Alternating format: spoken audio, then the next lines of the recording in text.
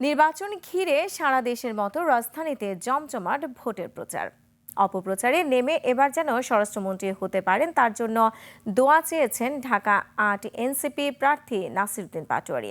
আর BNP প্রার্থীরা বলছেন এবারই নির্বাচন দেশ রক্ষার নির্বাচন। প্রার্থীরা অভিযোগ করে বলেন কিছু দল ষড়যন্ত্রের মধ্য দিয়ে ক্ষমতায় যাওয়ার চেষ্টা করছে।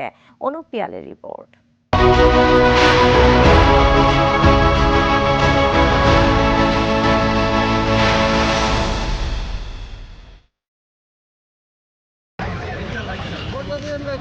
নির্বাচনের বাকি ২ সপ্তাহেরও কম সময় নির্বাচনী প্রচারে জমে উঠেছে রাজধানী।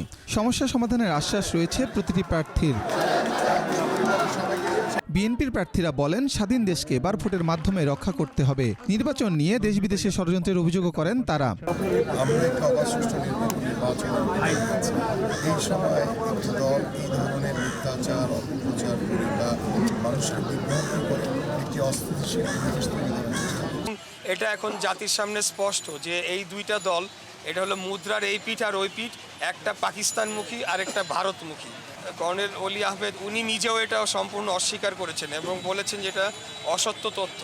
ঢাকা ৮-এর নির্বাচনী প্রচারে ব্যস্ত সময় পার করছেন ১১ দলীয় জোটের প্রার্থী নাসিরউদ্দিন পাটোয়ারি।